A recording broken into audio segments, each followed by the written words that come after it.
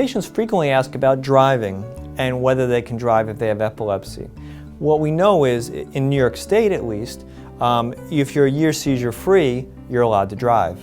But the laws vary by state, so different states have different laws. The other rule that differs from state to state is whether or not we as practitioners are mandated to report to the state whether or not the person has had a seizure.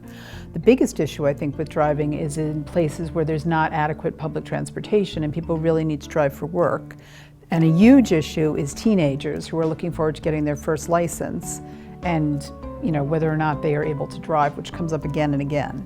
So it's important that when you do fill out your applications for driver's license, that if you do have epilepsy, you need to report it.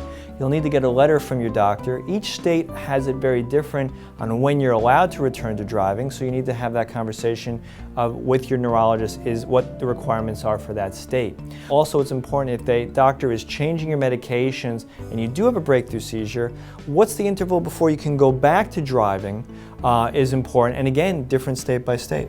Right, and they may want to check blood levels and make sure that you're at an adequate level. The other thing that's really important is you need to be responsible about your medication so you're not missing a dose here and there and then having breakthrough seizures. So if you're planning on driving and having epilepsy, make sure you're past the requirement of how many years or months of being seizure-free. Be extra careful and take care of yourself, taking your medications, don't have a breakthrough seizure, getting plenty of sleep, don't put yourself at risk or anybody else at risk, and you'll drive safely.